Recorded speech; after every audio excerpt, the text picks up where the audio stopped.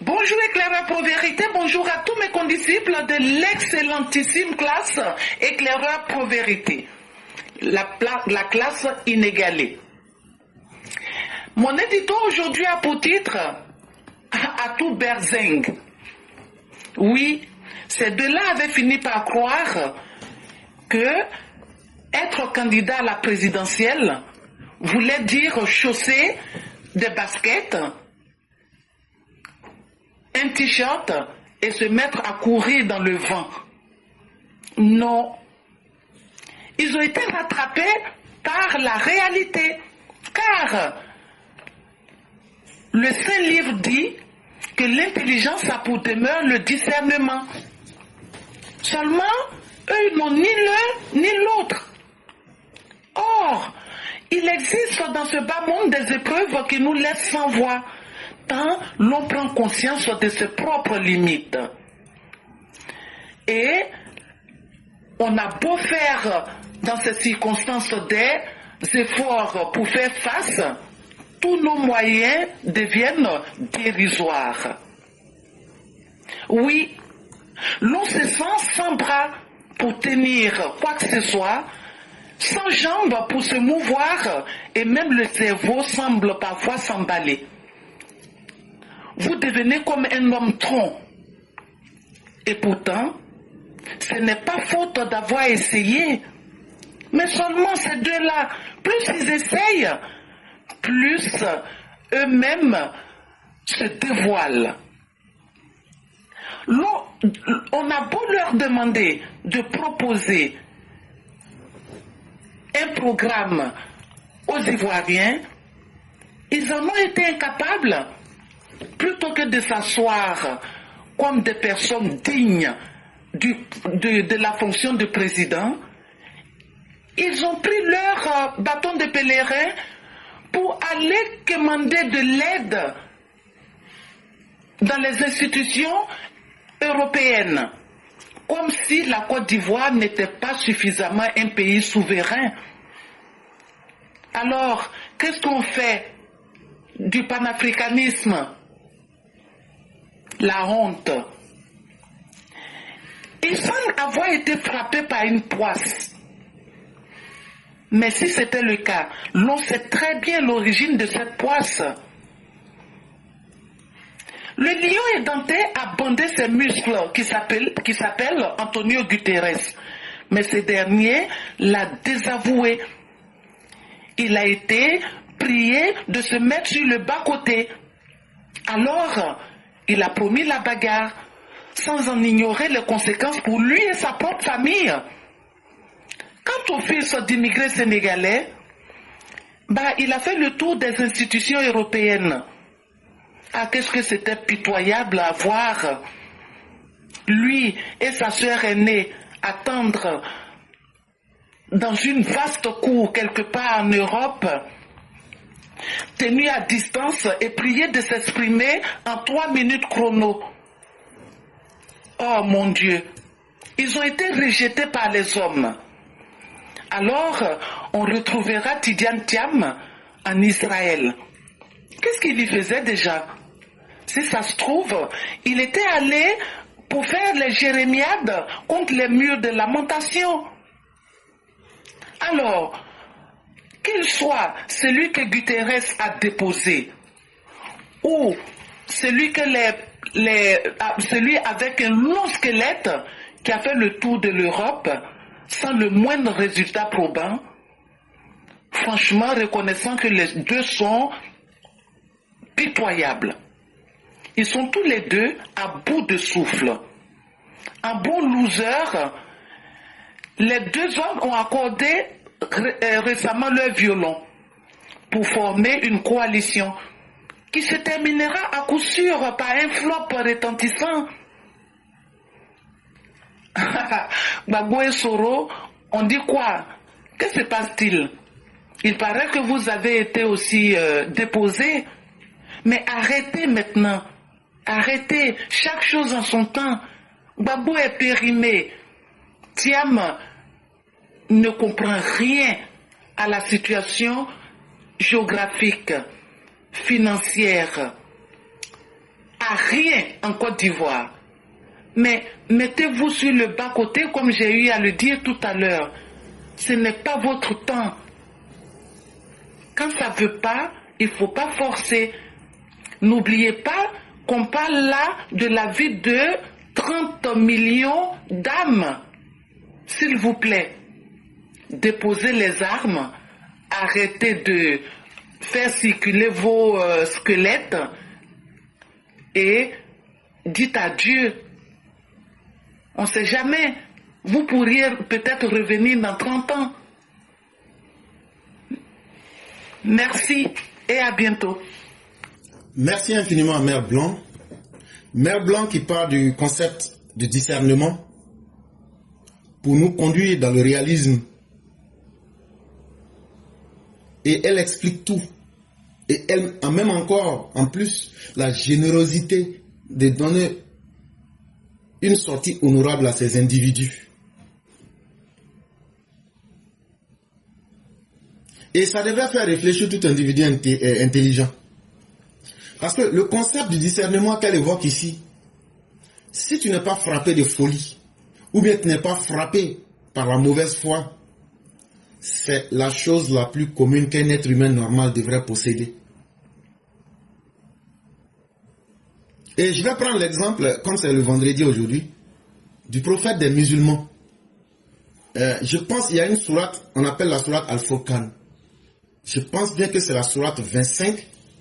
Et Dieu nous dit, au nom de Dieu, le tout miséricordieux, le clément, qu'on exalte la bénédiction de celui qui a fait descendre le livre du discernement sur son serviteur afin qu'il soit un avertisseur à l'univers.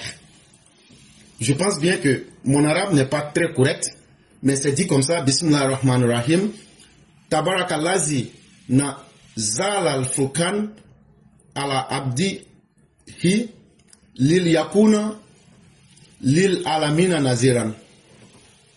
Et c'est très important. Pourquoi?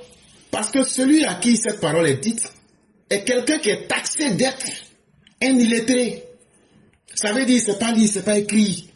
Mais pourtant, lui, il a eu la capacité d'avoir le sens du discernement. Jusqu'à même là, on dit que c'est une bénédiction pour l'univers entier. Donc, le discernement doit être un droit à tout être humain. C'est pourquoi c'est une bénédiction. Chaque être humain doit être capable d'utiliser les capacités que Dieu lui a données pour savoir faire la différence entre sac rempli et puis sac vide. Mais vous voulez diriger 30 millions de personnes, mais vous voulez manipuler ces personnes avant de les diriger. Est-ce que vous avez le discernement? Vous voulez diriger 30 millions de personnes avec un destin incalculable parce que ces 30 millions-là, Tidjam Thiam n'a pas encore réussi à freiner notre capacité de procréer. Ces gens vont avoir des enfants. Quel destin vous êtes prêt à donner à ces personnes quand vous, aujourd'hui, vous dites que c'est sous la menace, c'est sous la peur que vous allez contrôler ces personnes? C'est que vous aviez raté le sens même fondamental de votre propre existence. Vous n'utilisez ni la logique ni le bon sens, mais vous utilisez votre propre absurdité.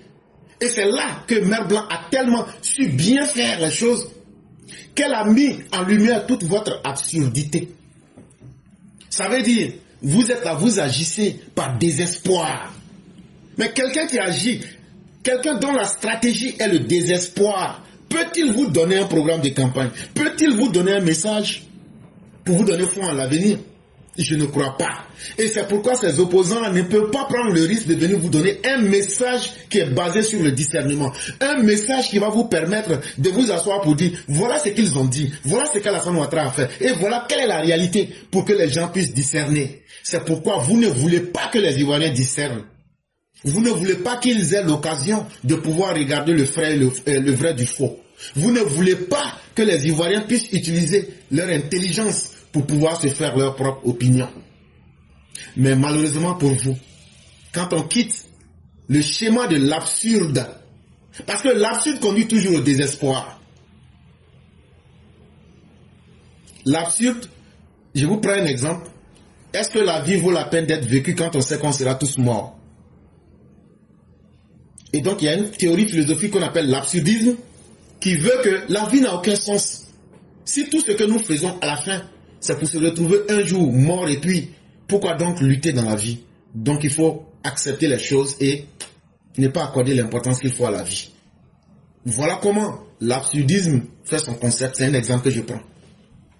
Ces gens-là, eux nous disent aujourd'hui que la Côte d'Ivoire ne doit absolument être rien tant qu'eux n'ont pas gagné leur avantage et qu'eux ne bénéficient pas des Ivoiriens. Mais c'est quels dirigeants vous voyez? Eux ils disent là, il faut que le peuple accepte qu'eux réalisent leur bonheur sur le dos des Ivoiriens. Que les fils à papa, les anciens gourous, les anciens modèles là, qui ont mis la Côte d'Ivoire en retard là, c'est sur ça que eux gagnent leur intérêt et c'est ça qu'on doit accepter. Sinon les Ivoiriens ne vont pas être en paix. Est-ce que ça là, toi qui es un être intelligent, quand on te dit ça là, est-ce que ça rentre dans ta tête? C'est tellement bête et c'est tellement inacceptable. Quand on te dit, il faut sacrifier ton avenir pour faire plaisir à des individus. Bon, c'est ça qu'on appelle une absurdité. Mais pour terminer, Mère Blanc impose un réalisme, et que je dirais même un réalisme conséquentialiste. Ça veut dire, elle dit, tout ce que vous voyez là, la valeur de choses ne réside que dans leur utilité. Si tu as payé une table là, tu n'utilises pas pour mettre tes meubles dessus, tu ne manges pas dessus là. C'est pas table que tu as payé, mon frère, c'est bois que tu as payé pour mettre dans ta maison. Si tu as payé un habit et puis tu ne portes pas l'habit là, mon frère, tu as donné l'argent à ceux qui ont cultivé le coton, les sénoufos là, mais tu n'as rien fait. Parce que chaque chose là, c'est quand tu l'utilises. Chaque chose, c'est l'utilisation qui est la chose elle-même. Et non la chose elle-même qui est elle-même. Je me réexplique. Si j'utilise une télévision, mais que la télévision là, je ne regarde pas là, mon frère, c'est un tas de ferraille électronique que j'ai mis pour occuper de l'espace. Mais si j'utilise la télévision pour m'éduquer, pour m'instruire, c'est que ce n'est pas seulement une télévision, mais c'est une source de savoir que j'ai acquis. Elle dit, Alassane Ouattara là, la place où il est aujourd'hui président, est-ce qu'il fait son travail ou ne fait pas son travail? Faut pas le regarder en tant que Alassane Ouattara. Faut pas le regarder en tant que le fils de notre grand-père Draman. Faut pas le regarder en tant que ce que tu vois. Est-ce qu'il fait son travail? Est-ce que le fait qu'il soit à la tête du pays aujourd'hui là, c'est une source de malheur pour les Ivoiriens ou bien c'est une source de bonheur? Elle dit, c'est par ça qu'il faut juger. Et que si on doit juger la réalité, et qu'on voit que Gbagbo est venu, la conséquence de sa présence, il nous a servi la guerre, les escadrons de la mort et tout ce que vous savez, il a détruit de nombreuses vies. Aujourd'hui là, ce n'est plus à moi de vous dire la présence d'Alassane Ouattara, qu'est-ce que ça a apporté à la Côte d'Ivoire. Et c'est tellement absurde que tous les bonheurs qu'on voit, qui font rêver les Ivoiriens aujourd'hui, ceux qui sont dans l'absurde disent que tout ça là, qu'Alassane Ouattara n'a rien fait. Oui, il n'a rien fait pour vous. Parce que vous là, votre plaisir c'est de prendre les milliards des Ivoiriens, mettre dans des comptes et puis bien vivre, et puis voir les Ivoiriens souffrir. Mais quand on met ça dans le goudron, dans l'université, dans le courant, dans l'eau, puisque ce n'est pas rentré dans votre poche, ça vous fait mal. Parce que quand la population aura accès à tout ça, ça va ouvrir leurs yeux. Vous n'aimez pas ça. Elle dit, il faut juger chaque dirigeant. La présence du dirigeant là, faut l'évaluer en fonction des conséquences que ça a laissé sur le terrain. Et quand on constate ça aujourd'hui là, elle dit vrai là. Il y a des gens là, c'est que dans la politique là, eux vont pousser racine. Parce que ils vont faire 30 ans, 40 ans, ils ne pourront pas. Parce qu'en réalité là, il faut qu'ils se corrigent. Il faut qu'ils acceptent la réalité. Il faut qu'ils acceptent de travailler. Mais est-ce qu'ils sont prêts à faire tout ça? Tant qu'ils ne sont pas prêts à faire tout ça là, même 30 ans et petit, ils ne pourront plus. Ce n'est pas le fait d'être candidat qui est le problème. Mais ils ne pourront plus répondre à la réalité du terrain. Ils ne pourront plus répondre. Parce que là où Alassane Ouattara a passé, là où il a ouvert les esprits, je ne crois pas que les Ivoiriens vont être dans l'absurdité, vont perdre le sens du discernement, qui est une bénédiction que chacun peut s'octroyer pour retomber carrément dans l'inutilité. Non, Gbagbo au pouvoir, donc on est content. Mais non, on ne mange pas. Nos enfants ne vont pas à l'école. Tidiane Thiam, comme il est sénégalais là, on n'a qu'à l'accepter, on va essayer quelque chose de nouveau. C'est nous, vous allez faire vos expériences sur nous. C'est nous, on va servir de sujet d'expérimentation pour vous réaliser vos plaisirs individuels. Chers Ivoiriens, réveillons-nous et soyons nous-mêmes. Et comme disait quelqu'un, Jean-Paul Sartre. Prenons notre existence en main. Soyons des existentialistes en vrai. J'ai déjà expliqué ça ici aussi, l'existentialisme, avec le concept du docteur président Ouattara. Donc vous pouvez vous référer à l'émission. Soyons des humains vrais. Parce qu'à travers l'existentialisme, on justifie notre existence par le bien que nous apportons. Et non par l'être. Et non par ce que nous sommes. Eux là, quand ils viennent vous parler là, je suis Tidjane Tian, je suis le petit-fils de temps. Bon, moi je suis éclaireur. Moi je suis le fils de quelqu'un qui n'était rien. Mais aujourd'hui là, j'ai pu vaincre ma condition pour devenir quelqu'un. Ah oui, si tu es né au campement, que tu te retrouves en ville là, c'est une réussite. Si tu es né en ville là, que tu as pu vaincre et atteindre des objectifs, c'est aussi une réussite. Mais vous là, vous dites ce que vous êtes là. Nous on est né petit-fils d'Oufoué. Moi je suis né, je suis Babo. Donc là, je dois avoir tous les droits là. De la même manière que vous devez avoir tous les droits là. C'est comme ça aussi que tous les Ivoiriens doivent aussi avoir leurs droits à réaliser les mêmes bénéfices que vous voulez retirer de la vie. Et donc là, chaque être humain doit se déterminer pour exister pleinement. Vraiment, merci à Mère Blanc. Merci à tous ceux qui nous ont suivis. Mon grand-oncle aussi, merci beaucoup. Très franchement, je pense que tout a été dit, hein, parce que, tu sais, même quand tu parlais de l'absurde, tout ça, j'ai tout de suite, dans mes réflexions, je suis parti sur l'existentialisme, et tu as évoqué ça. J'ai dit, bon, voilà, donc la boucle est bouclée. Mais quand même, quand cela ne tienne, j'ai dit aussi merci à notre Mira adorée, Mira préférée, qui vraiment nous montre toujours sa capacité intellectuelle de vraiment de se réinventer, de nous donner de beaux textes. Vraiment, c'est aussi un exemple à suivre à ce niveau-là. Donc là, je vais revenir sur nos opposants. Voyez, tout ce que tu as dit là, tout ce que tu as dit, toutes ces belles phrases, ces belles paroles, mais pourquoi les opposants n'arrivent pas à faire cela? Parce que c'est des gens qui n'ont pas un bon fond. C'est tout. Parce que le discernement là, quand tu es mauvais au fond de toi là, tu peux pas, parce que le discernement t'amène à te dépasser.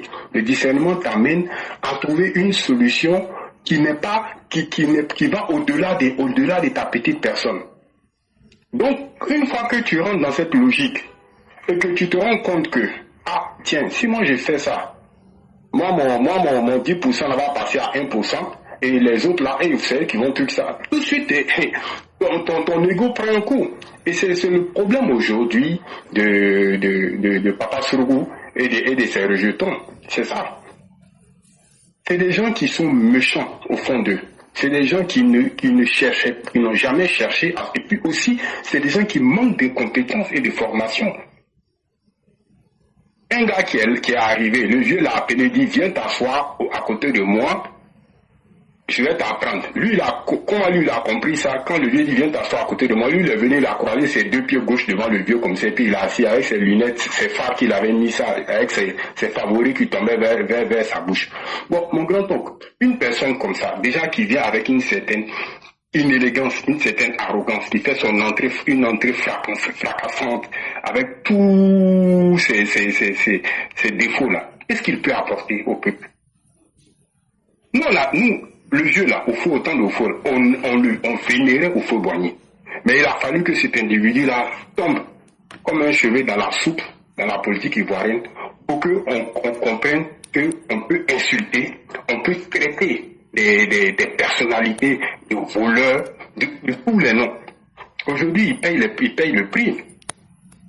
Parce qu'ils ont refusé de se former. Ah non, nous, cette formation-là, c'est trop long. Mais moi-même, à travers ça, à commencer même par moi-même, formons-nous. Tant qu'on vit là, cherchons toujours à nous former pour apprendre quelque chose qui est bon pour nous et surtout qui peut aussi apporter aux autres. Parce que c'est ce que le président Ouattara a fait et c'est ce qu'il continue de faire.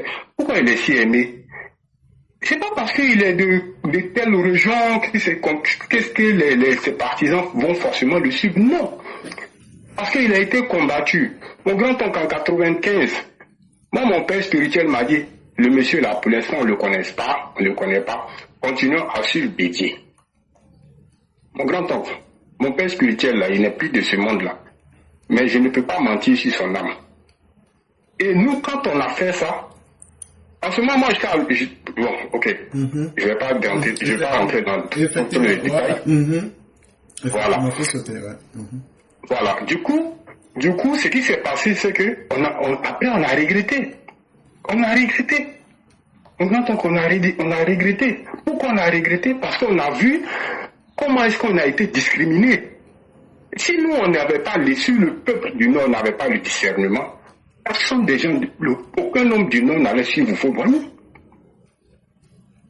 Donc ça, pourquoi? Parce que il faut avoir de l'empathie au fond de soi-même pour pouvoir tendre la main. Mais quelqu'un, son empathie se retourne sur lui-même. Bon, regardez le cas d'un Chakadian. Long John, comment il s'appelle? Le nomade. Bon, un homme comme ça qui vient déjà avec une hauteur de vue sur les autres. Il se dit que lui, il est trop supérieur aux autres. Donc lui, il faut que lui s'impose à toutes les voies qu'il faut. Bon, ces gens de personnes qui peuvent rien nous apporter. Donc vraiment, je pense que tout est dit. Et par rapport aussi à ce que tu as dit, l'absurde là, souvent aussi ça peut nous aider à nous en sortir. Mais est-ce que nous avons au fond de nous l'esprit d'empathie en nous? Est-ce que nous avons une belle âme? Et ces gens-là, ils ne réussiront à rien parce qu'ils n'ont pas une belle âme. Moi, je parle de l'autre, le raseur de front, le raseur de mur, celui qui veut forcément éventrer la République. Mais comment tu peux être à côté d'un homme comme le président Ouattara? Et aujourd'hui, regarde où tu te retrouves. Pour ton entêtement et le fait que tu sois emprisonné dans ton ego. Oh, vraiment, que Dieu aide la Côte d'Ivoire, que Dieu protège la Côte d'Ivoire. Le président Ouattara, là, aujourd'hui, là, la démonstration de ses partisans, pour lui, ce n'est qu'une reconnaissance pour le bienfait qu'il continue de faire pour sa population. Donc, il ne peut que réussir, il ne peut qu'avancer parce que c'est quelqu'un qui a montré qu'il aime l'humain et qui pardonne. Et quand il aime l'humain, là, il pose par des actes concrets. C'est de ça qu'il s'agit. Donc vraiment, encore une fois, que Dieu bénisse la Côte d'Ivoire, que Dieu bénisse les EPV, que Dieu bénisse toi aussi, mon grand-oncle, pour tout le combat, pour tout ce que tu as pu faire et pour tout ce que tu continues de faire. C'est vrai que les grands hommes, souvent, sont incompris. Si les grands hommes sont incompris, le président Ouattara, quand il est venu au début de son mandat aussi, on ne comprenait pas. On dit, mais attends, nous on a fait, le monsieur là, il fait que les routes, on ne comprend pas. Mais aujourd'hui, c'est ça que nous on prend, c'est taper la poitrine. Donc souvent les grands hommes, ils sont, comme on dit, ils ont plusieurs longueurs d'avance sur nous. Et bon, ils finissent toujours par avoir raison. On finit toujours par les comprendre quand tout est fait. Donc c'est ce que j'aimerais dire. Bon, je ne peux que dire vive la Côte d'Ivoire, vive le président Ouattara, vive les EPV et puis que le monde reste en paix en ce jour béni de vendredi. Merci beaucoup mon grand-père. Vraiment merci beaucoup, cher grand maître. Merci encore pour cette belle et brillante intervention. Et faisons confiance. Tu as dit quelque chose qui est très important, que l'absurde, il y a un côté positif de l'absurde. Et c'est ça qu'on appelle la foi. Parce que, est-ce que tu peux me démontrer que Dieu existe? Non. Attends, de façon cartésienne, non. De façon, non, je ne peux pas. De façon cartésienne, non, je ne peux pas. Ok. Mais pourtant, quand l'être humain atteint ses limites, on dit, bon, faisons confiance en quelque chose que nous ne voyons pas, mais qui soit plus grand que nous. Mais quand tu vis dans ta foi, et tu t'imposes des codes moraux, tu finis par récolter les bénéfices de ce que tu t'es imposé. On a vu des pays, et c'est ce que le prophète de l'islam, Dieu lui a dit dans la sourate Al-Izajah. Fasabi bihamdi rabbika wastaghfir innahu kana tawwaban. Ah oui, tu auras le succès. Mais en même temps aussi, c'était codé, on lui a annoncé sa mort aussi. On ne va pas rentrer dans ces explications-là. Mais tu auras la victoire. Mais quand tu auras cette victoire-là, ça va transformer le peuple arabe. Ils auront une influence dans le monde.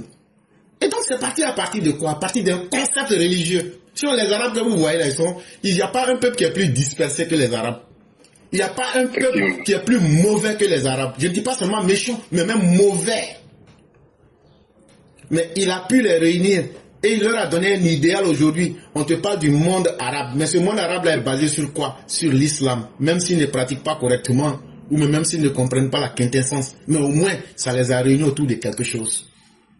Et donc, l'absurde n'est pas que mauvaise. Dans toute chose, il y a du bien comme il y a du mal. C'est comment tu exploites. Effectivement. Et donc, restons déterminés.